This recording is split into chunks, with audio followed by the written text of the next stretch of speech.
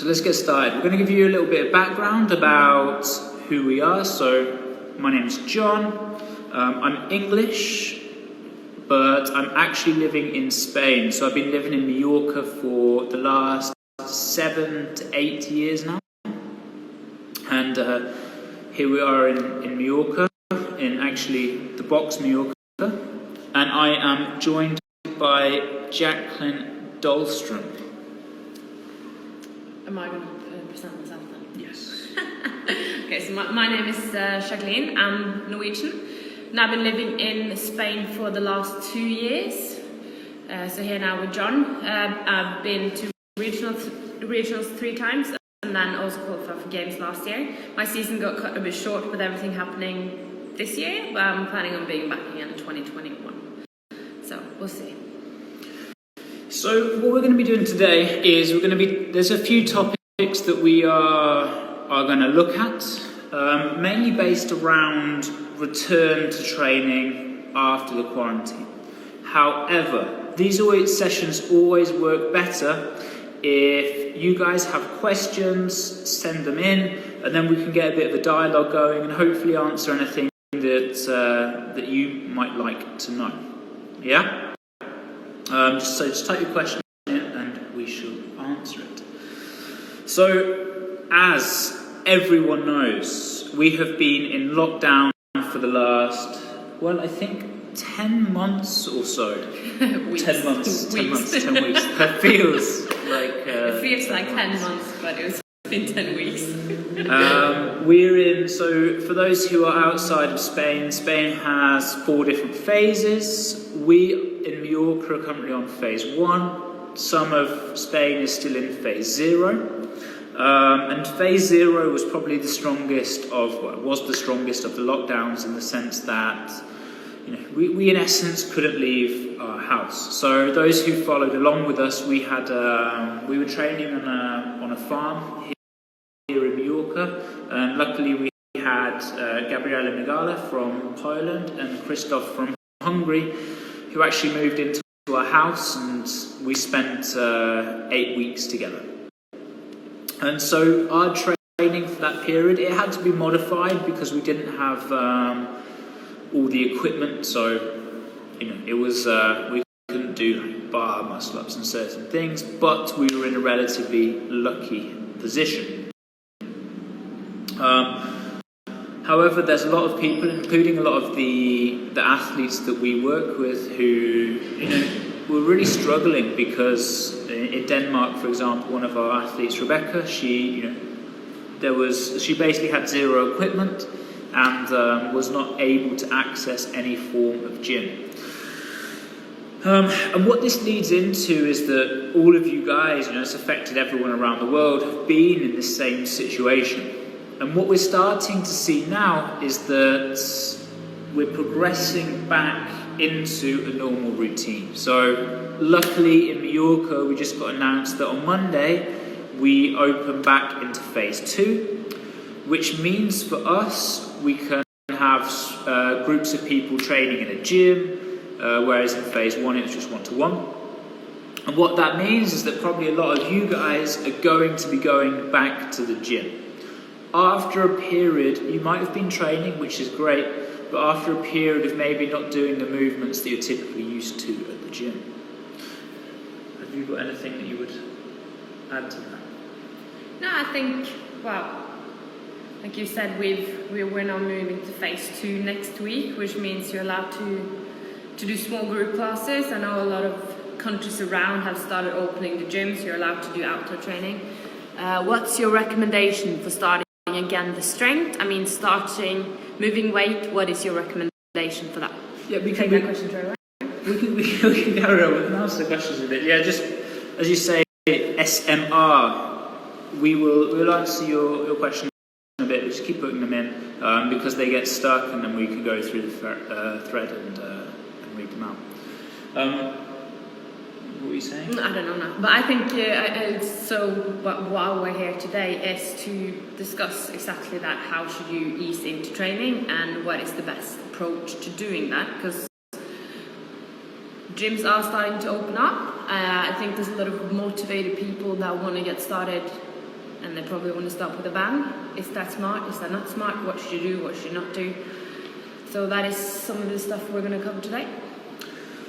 So as we dive right in, and we will answer the question just to because it leads in quite nicely. So what is our recommendation for starting strength again? And this is a great question because there's two things that really we've not been able to do whilst at home. One is lift heavier weights, and the second is pulling gymnastics.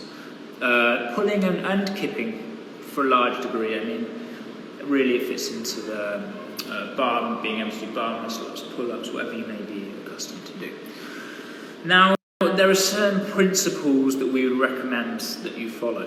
When we entered the quarantine, what a lot of people would be doing is, all of a sudden they're like, oh my God, I'm in quarantine, I've not got anything to do during this time, what am I going to do? I'm going to train 3 times a day. And these are people who might be accustomed to just training once or sometimes twice a day, but you kind of went into a bit of overload. And so what we saw is this the motivation at the start of lockdown was extremely high. But then what we did is it was kind of like overestimating what we were able to achieve, both for our physical capacity and also what we tend to enjoy doing. A lot of people, like myself included, enjoy going to the gym maybe 4 to 5 times a week. We get that stimulus, we get that hit, we feel better. However, when we start increasing that workload, it becomes a very different ballgame in the sense that, you start to be more fatigued, you have to manage your body and motivation in a very different way. And now you were going to answer, how should you get back? Keep me accountable. The reason why we go around is because there's the principles that we want to follow are that you should not go back to where you were. Now, what I mean by this is, say, we'll take numbers. These are random numbers. So say, for example, my 1 rep back squat before quarantine was 100 kilos. And for the last 10 or 2.5 months, I haven't been lifting weights. What I want to try and do is reframe my mindset and actually not look at that number of 100 kilos, but actually look at a slight progression to get back there. So say for my first week in the gym, what we would probably recommend for strength numbers is looking to get back to, say, 70%. And then what you're going to start to do over the coming weeks is build back on that. So we just follow a simple linear progression. No need to overcomplicate it, but you just go back. We've reframed it. So this week I want to hit a 70 kilo back squat. Next week I might be pushing for 75 to 80. And what we'll notice that over a month to 6 weeks we will be back at that 100 kilos. But the most important thing we have done in that is we've reduced the risk of injury because we've built up in a progressive style. I haven't just gone back in and go, it's very easy to hold the mindset. God, I've got a 100 kilo back squat, I need to hit that again to feel good, and so we might push through something that we shouldn't be pushing through. Would you retest though? Would you retest to 1 round when you come back? No. No? I definitely So I definitely wouldn't be retesting. What is most important though, keeping the volume down or the intensity down or both? So there are 2 different approaches you can take in this regard. So Jack's talking about volume. So in essence, volume is the amount of training you are doing, and in essence, intensity is how hard you are pushing during that training. So you can take 2 approaches. And one approach is that you keep a high intensity but reduce the volume, or you keep the volume higher but reduce the intensity. And so therefore what we want to recommend is that you choose one of the 2. The dangerous thing is if you start trying to do both things. So for example, you push the intensity very high and you try and hold volume because you all of a sudden allowed to go back into the gym. So you have to make your choice here, intensity or volume, and you're going to choose which one you want to go with. Can you alternate days though? Can you go one day intensity, another day more volume? You could do. So this is where a very simple concept of listening to your body becomes important. So Jack is talking about how would you manage volume and how would you manage intensity. And we start to get a little bit in towards the complexities of programming here. And this is why it's important that you follow someone who knows what they're doing in order to join back into this progression. Big team, the program team. There's a lot of big up the program.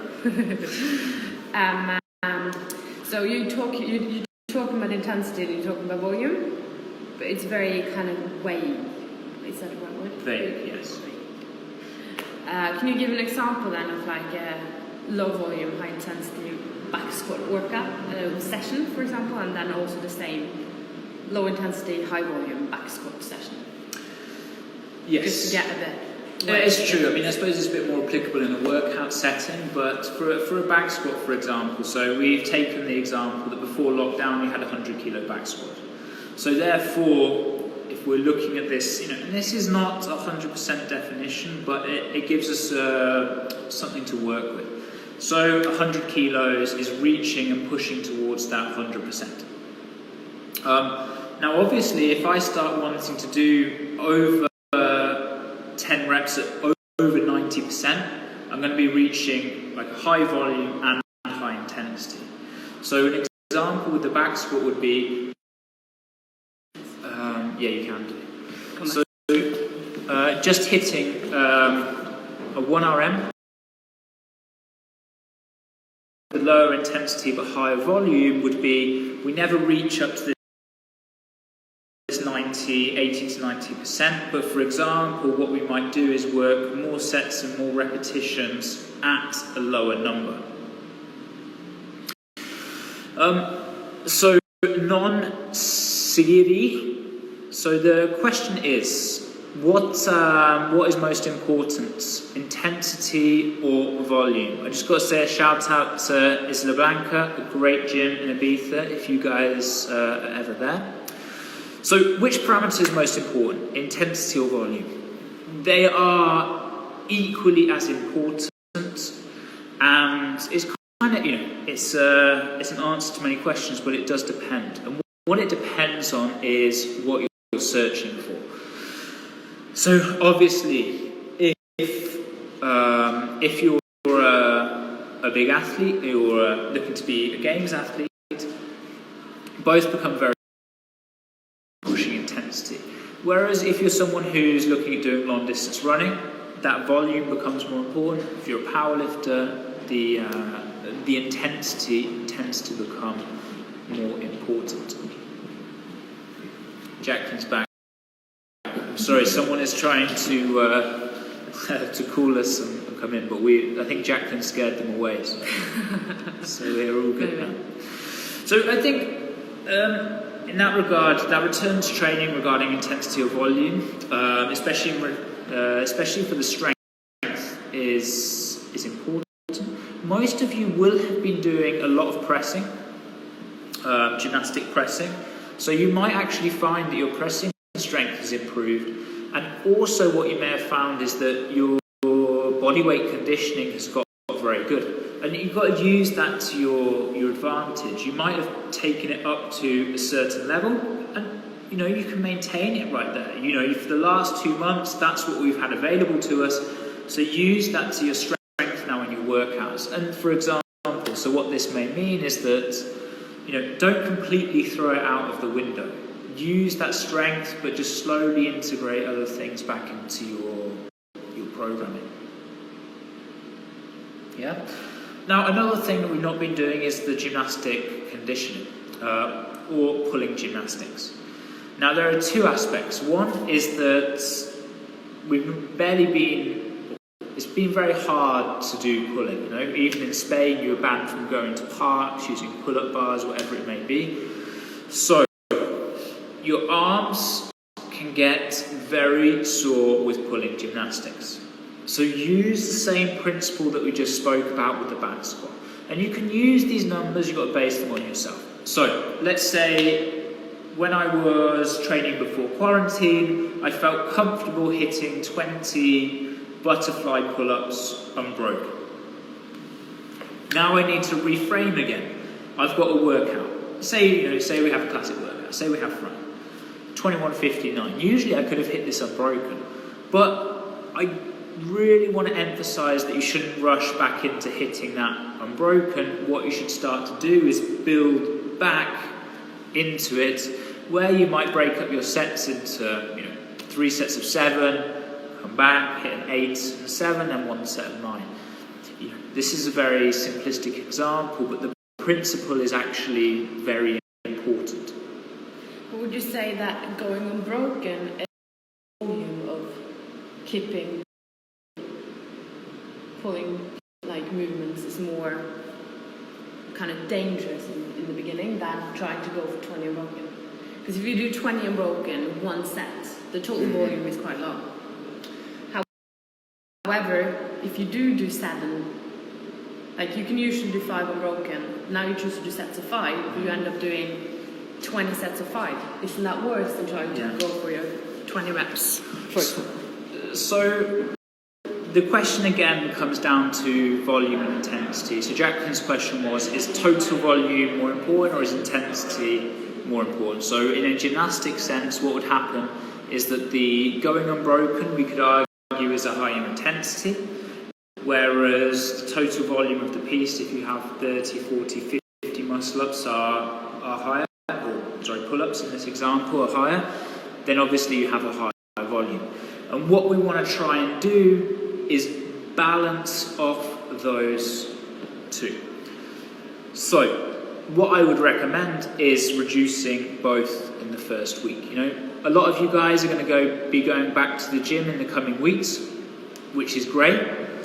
But what we don't want to see is that, all of a sudden I'm back, my first week at the gym, I'm super keen, and all of a sudden, my biceps are just, you blow them out, you got huge DOMs, and you can't do anything for the coming time. So we want to prolong our training, and so reframing your goals at this moment in time to have a goal in 4 to 6 weeks where you want to be back to pre-quarantine shape, it is completely understandable and something we'd recommend. Along with this, you have all the other gains that you've had if you've been training during that time. So I got a few questions on my Instagram. How would you recommend people who are now not been able to do? Because everyone knows Murph is coming up. That's usually the workout, where the community get together, you do it together. How should we approach that? So, good question. Murph Memorial Day is coming up next week, and what we then want to do is make sure that we have high volume reps. Luckily, it's actually something that you will have been able to do at home. The only thing that we don't necessarily have are the pull-ups.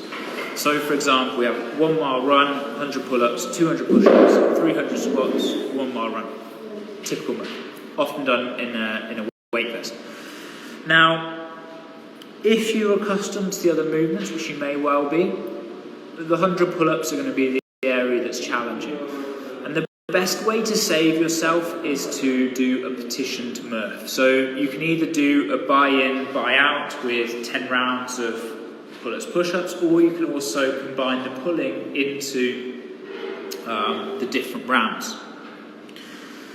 So this is where you need to be sensible in that division. Kit, Lorianne, come train with us. We're here at the box right now. And next week, you'll be able to train in Mallorca. Now, the reason, just to go into the reason why we're saying all of this, it is purely to enhance your training over a longer period of time. You know, we've seen it a million times before. Someone comes in, they're really keen, super keen, then all of a sudden they do too much, they can't have that longevity of training. You know, give yourselves a break, give yourselves that time, and that's going to allow you to come through. So one of the principles that we have in our program is that what we want to be able to do is have small improvements over a long period of time rather than a big jump at once. And this principle is what we're going to be doing throughout our programming and with our athletes. What we'll be doing over like us at the farm, really, in the sense that we have been able to manage a relatively normal volume for them. Some haven't. For those athletes, we need to adapt. And this is a very good point. Maybe Jacqueline can tell the story. So just to give you again a bit of background on the farm, basically we could bring a lot of stuff outside. One of the reasons we moved to Spain, the weather's pretty awesome here. But the pulling gymnastics was the hardest. So what we did is we set up some scaffolding across basically from the top of a hill down, so we created this. And what it meant was that we could do strict pulling work, but we couldn't do any pulling. We've been lucky because we had a rope and we had rings. The rope climb tree. Yes, and the ring muscle up tree. So we have been doing ring muscle ups. We've done a lot of strict ring muscle ups and a lot like kipping ring muscle ups, and we have done a lot of legless rope climbs. So we have been doing kipping movements, but we've not done any like chest to bar pull-ups and kipping toes to bars. So we are going to have to also build up slowly but surely to make that. And so even for these three athletes, so all of them are games athletes, you know, the highest level that there can be in our sport. And the first time we were able to get back to a pull-up bar, what we did was very basic work. I believe we did 3 sets of... No, you had me do 4 sets of 10. Yeah, so 4 and sets I of 10. can normally do 40 to 50 unbroken chest to bar relatively easy. So for me, that was very low volume. Yeah. So this is the perfect example. You know, Jacqueline, who has, say, 50 chest to bar unbroken. And through a workout, you know, when pushed, like the games volume, they can get into like 100 reps of chest to bar pull-ups, obviously not unbroken, but you know, through the total workout. And what we did was we took it down to 4 sets of 10 reps. So we decreased the intensity by breaking the reps up, and we decreased the overall volume by taking the total number of reps down. And even still, you know, there was some sore biceps. There were some sore biceps for something that, you know, and Jacqueline's been training through this whole period. So even like my point is that even at a conditioned level, we still need to be sensible in this. So we got it. Hi guys, have to come to make another visit to that new box, awesome place. And I told Lego you should come back when we can travel. Be cool. Okay, just to move on. What would you say are the biggest kind of traps that you can walk into coming back? Being super excited, wanting to train hard, hit it hard again.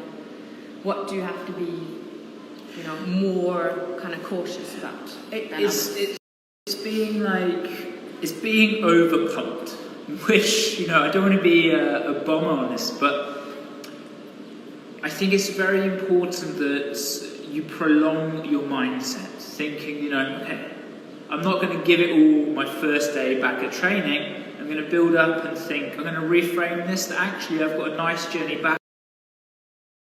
You know, then you can start hitting it hard. We're still not quite in summer.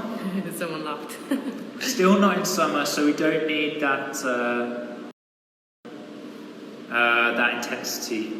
Or we don't need that summer body yet. What's the question? So I have to take 4 of 1 rep. But that might be a start. Even just doing basic kip swings to start to get the shoulder used to the kipping movement again. And that has transferred to both the pull-ups and the toes to bar. So should we avoid anything on the first weeks? Good question. So, Geordie, hello. What we want to be doing is, so our recommendation is actually not to avoid anything. It's actually to reduce those two components of intensity and volume. So as taking the chest bar example or the pull-up example, we want you to get back to pull-ups in those first weeks, and we want to start that linear progression from a very safe place, building back up to the volume that we used to have. And you know, this holds true of movement. So say, for example, before the quarantine, I get my first ring muscle up. But then, you know, now I've had 2 months where I haven't been able to practice. Does that mean what I'm saying is you should go back to having one ring muscle, like trying to fight that first week to get that ring muscle up back? No, because if we look at that, you know, that's like your 100% level is one ring muscle up. So what we should start to be doing is, I start back on my kip swings, I start back on some ring dips, and over the next month, I look to get back to that point where I had that one, and it's just a lot safer way of getting in there. So I got one more thing now, maybe a few. The way you're now speaking, it sounds like you have to come back to training and you have to sandbag each session. Is there anything you can push? What can you push and what should you not push? So you have to hold back on everything. So it's the reintroduction of the new movements, new movements that you've not been doing, and also the top end strength numbers if you haven't been training that. So what you can push is what we talked about, the burpees, the lungs, for example. Say, because on the rower, on the bike, these kind of things, they're relatively safe in essence to push, so we can push our cardiovascular system on the machines and we can still get that hit. So that's exactly right. You know, say I want to get my stimulus back on the bike, you know, if you have an assault bike, if you have a rower, it's fairly simple to do. You just hit a very high intensity and very quickly you're going to get that hit that you want to achieve. So we wouldn't avoid anything. The stuff that you've not been doing, pull-ups, heavy weights, reduce, for those that haven't been able to do that, yeah, some people have been able to do that. Reduce intensity and volume. The stuff that you have been doing, you can continue to push as normal and use to your advantage. So one more question. Say you haven't been during the build-up. Are there any parts of the body that you should kind of... Yeah, like there's typical areas, like, so you can always break the movement down. So, you know, just priming the biceps to the biceps to be used to the pulling, also priming the lats, and you know, your hands. If you've not been holding on to anything, your skin may have gone back to that soft state. So you need to build up the hands, like no ripping, no doing anything. And I'm sure that Fittest Freakist have some great grips available to protect your hands. So Jordy was like, can I stop using kettlebells forever? Kettlebells are actually one of John's favourite pieces of equipment. Do you not say so? If you want to pick one thing, that's a big call. Just no, I remember asking you not long ago if you had to pick one piece of equipment, what would you do? And you actually said a kettlebell. No? Yeah. I don't think you will miss it. We're going to use the kettlebell again, Jordy. I'm sorry. But if you guys have any questions about the volume or intensity, or coming back to training, we'll move on from the soft. I'm going to ask Jacqueline some questions now. But just pop them in the comments, and we'll get back to you. Also, the easiest place to ask is on the Progrm Instagram. We're fairly good at getting back to all messages, so just follow follow at the Progrm without an A, and we'll answer your questions on there. But my questions for Jacqueline now. How do you feel about the changes to the games this year? Ooh. You mean the new changes they made again after making so many changes? The latest changes. How should we say that without being too... I feel like it's a bit unfair towards a lot of athletes and for a lot of people. I think it is really cool that they're still trying to run an event because people want to compete and there hasn't been competition for a long time. However, do I feel like they should call it the CrossFit Games and run it as usual and kind of get the fittest of 2020 in the same way they've done in the previous years. Maybe not, because it's not the same. They've cut the seasons very short for a lot of people, so everyone that kind of planned on hitting sanctionals events later in the season because they were injured or other reasons, they have not been out. So I do not believe that maybe it was the best decision. I do think they have the 20, best athletes probably in the world.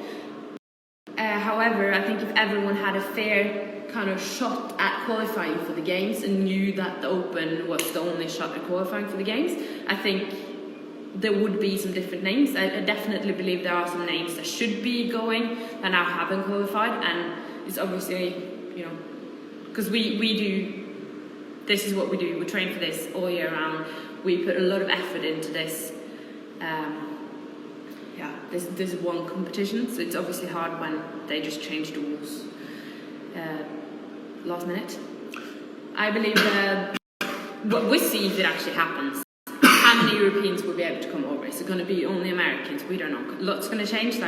It changes every day now. We are not currently allowed to travel into the States, are we? This is another interesting point is.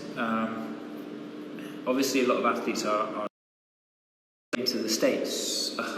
There are some strange emails back and forth regarding a part of the Europeans, kind of feel like they're just pushing to basically have it all US games, which is a very stark contrast from what they wanted to try and achieve and opening up all the...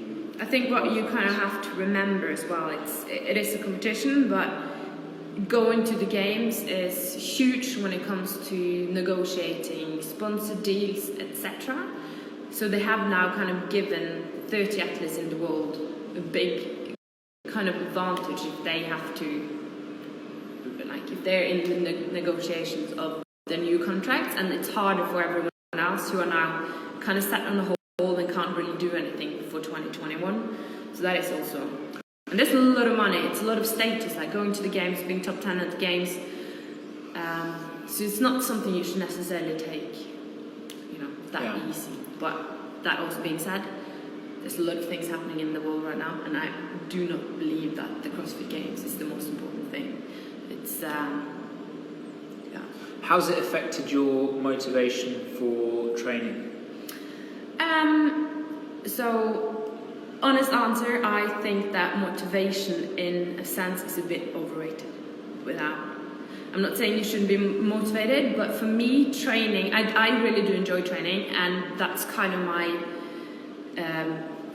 off place where I can do my thing, what I enjoy doing, and kind of turn my head off a bit. That being said, I don't necessarily have to be motivated every day to go to training. It's kind of like brushing my teeth. It's something I do because it's a habit for me, and I know it's good for me, and I don't necessarily, it's also my work. You don't necessarily have to be super motivated to go to work every day, but you'd still show up. Something about showing up. Motivation is overrated. I don't like it. It's not, but I think it's. I think people probably that don't train and don't have it as a habit need to find something to motivate them to get into the habit of training. But once it's established as a habit, I think it's easier to go, and the goal should kind of be to get to that point, so you don't need. What is your secret? How many hours you train every day? I wouldn't say it's a secret. I think consistency is the most important thing. I am very lucky now to have John, who is an osteopath and very good when it comes to injury management. So he helps me a lot. Unfortunately, I did have, I wouldn't say it's quite a serious injury, but it took a long time to come back after French Tour that last year. But I think that staying consistent, and like I said, you just have to keep showing up for yourself, and you have to keep putting the work in. That being said, if you do want to compete at a high level, you need to get your recovery on point. So I probably spend 5 to 6 hours in the gym, 5 times a week when I train. I don't think that is something everyone should do. I can do that because I get 9 to 10 hours of sleep, sometimes maybe even pushing 11, 12 if I'm very tired. And my nutrition is on point. I eat a lot of food. If you do work 8 hours every day, you have kids, you should not push to train, 4 to 6 hours a day. I then believe it would be better for you to get those 2 hours extra of sleep in the morning and get one solid session in the evening than having to get the hours in. Like, quality is all better than quantity, and I just said that you have to stay consistent. So if you stay injury free, you will get further because you can continue training. When programming, how? Just to note, we're going to be, because we have like half an hour. 3 or so more minutes. So any last minute questions, just send them in now, and we'll try and get as many done in that 3 minutes as possible. I think this is for you, John. When programming, how important is for your aerobic and anaerobic power and capacity? So they are both extremely important. One of the things in CrossFit is that it is constantly varied, and it's also broad in the sense that you might have an event that is from a lift or even just a short assault bike sprint, going all the way into a 90 minutes run or whatever it can be. There's huge variance, and so both are extremely important. When it comes into programming, you then have to be aware of that importance. If I train my anaerobic, is that going to decrease my aerobic? If the same things coming back and forth. However, we need to make sure that each week we are getting a stimulus of both of those systems. So they both hold equal importance. We will program in both time domains in order to hit those. And I think it's one of the energy systems are an important component of programming. And it's important just to be aware, and when you're looking and reflecting back on your programming, that you've achieved that. You've hit something that might be improving the aerobic system, but also something that's going to be improving the anaerobic system. And we don't just get the typical CrossFit mix of this kind of combining the both, and moving into both. Okay, so our time is running up, but I need to do a quick summary, so you can't talk too much now. What was that? What's more important for motivation, the habit or the goal setting? You've got to go. Choose one. Goal setting. Well, I think to get motivated, to have the motivation in the first place, it's the goal setting. When it's a habit, you don't necessarily need the motivation because it's a habit. What's the TDEE? What do you do these days to get a high TDE from training? Some tips along the day, because I don't know what it is. I'm very sorry. But you're going to have to send me that in a private message so I can answer. But I'll be happy to answer that. It's a quick summary. No? Quick summary. Go. You should hold back a bit on the strength. You should not go full YOLO, if you can use that expression, straight away. My add-on to that, I think you should be even more careful with probably snatching and clean and jerk, because that's even more movement. More dynamic. Yeah, more dynamic. But then the same goes for back squats and bench. Keeping pulling gymnastics, because that's what most people haven't been able to do. So build the capacity up slowly. Do not go to the same amount or intensity that you used to do before. No? Well, you're going through the summary. Yeah, but you can add in. Okay. Yeah. Every day. And that's everything. So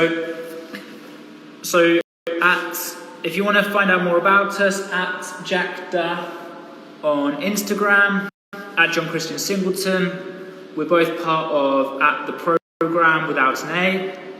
Thank you for listening, and we hope that the quarantine ends soon so we can all be back in the gym and we can have conversations about how to move forward in that regard. Thank you, Fittest Freakist, for having us.